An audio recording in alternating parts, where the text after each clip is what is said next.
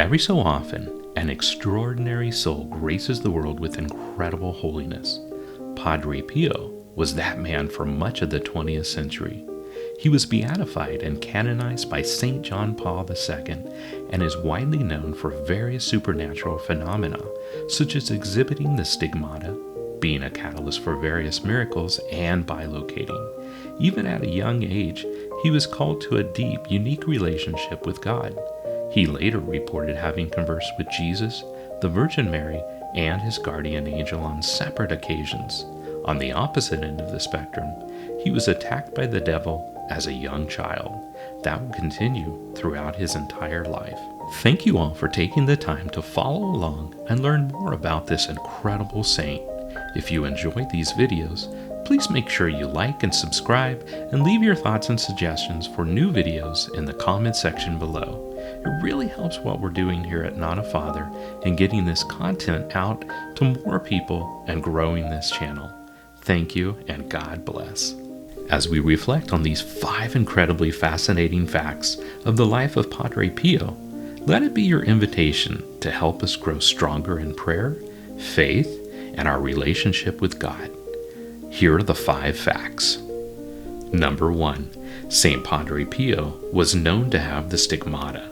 On September 20th, 1918, Padre Pio received the stigmata while praying in a church.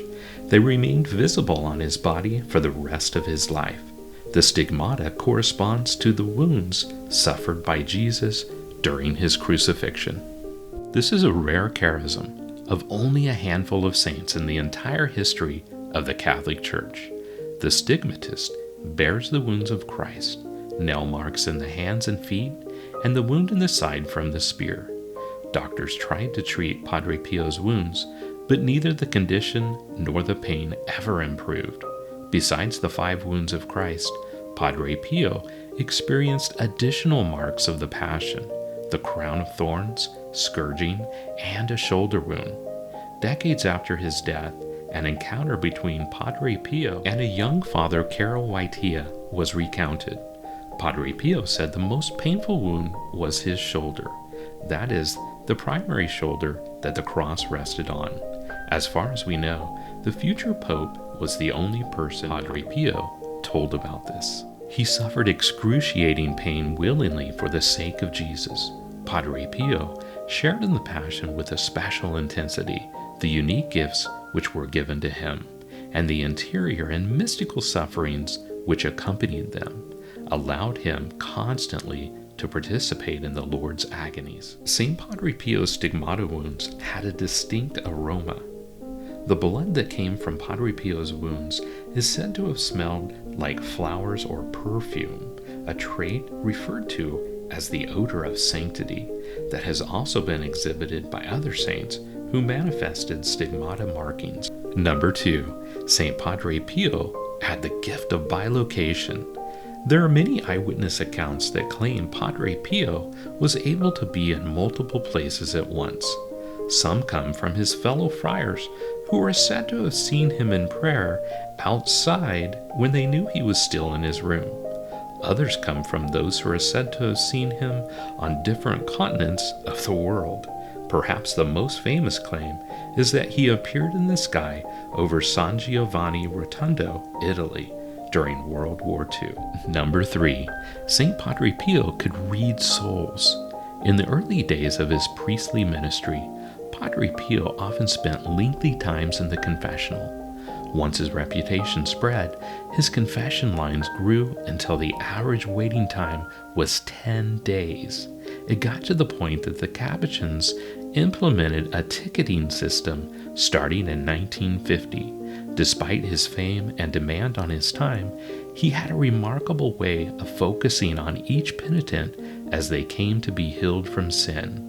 We have a testament to the importance of confession by the sheer amount of time he spent hearing confession. Some days, he spent 15 to 19 hours in the confessional. Confessing to a priest who has the charism of reading souls might seem interesting, maybe attractive. In reality, it was humbling for many. Padre Pio was not afraid to be gruff or confrontational to impenitent souls. He once called a man a pig and told him to get out of his confessional.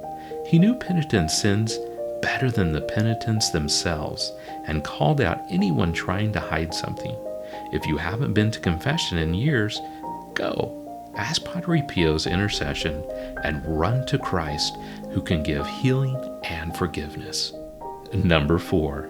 St. Padre Pio had battles with the devil. The devil is very real and desires the damnation of every human soul. He went after Padre Pio on every front he could.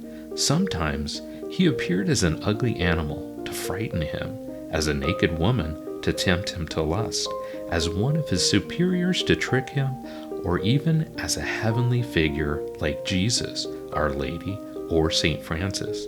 And like St. John Vianney before him, the devil physically beat Padre Pio more than once. Number 5. Padre Pio could cast out demons. Padre Pio cast demons out of several people and had physical altercations with Satan himself.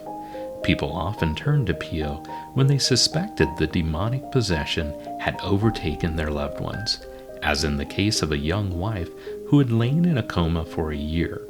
Her family brought the woman to Padre Pio's friary one evening during Vespers. While Padre Pio was blessing the congregation with the Blessed Sacrament, the woman suddenly awoke and began snorting like a bull, while her body swelled like a balloon.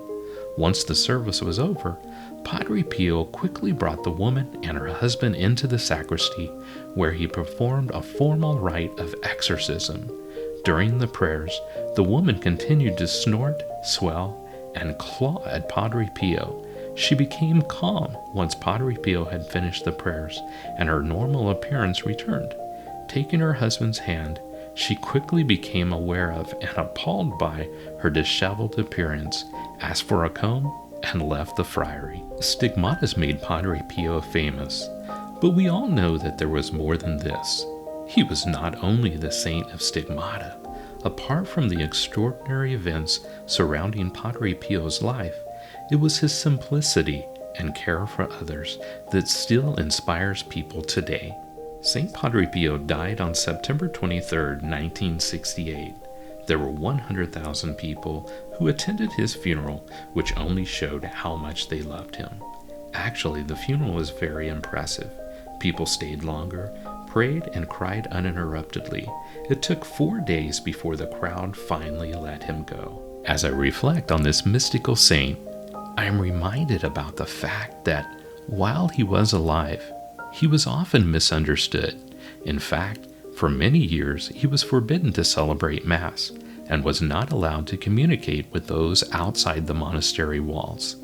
Dealing with this hardship led him to an even deeper relationship with God. How many of us, when dealing with difficulties, simply give up, believing things will not get better? This quote from Padre Pio is a gentle reminder that we should not give up in our prayers. God's timing is perfect, and worrying about the outcome of our situation doesn't do us any good. Pray, wait, and do not worry. Worrying is useless. God is merciful and will listen to our prayers. Prayer is the best weapon we have. It is the key to the heart of God. You should speak to Jesus not with your lips, but with your heart. Let's trust that God's prayers are being heard, and God is waiting for each of us to reach out to Him. God bless. Leave your thoughts in the comment section below, and check out the video on your screen for more of my content. And don't forget to like and subscribe. And thanks for watching Not a Father.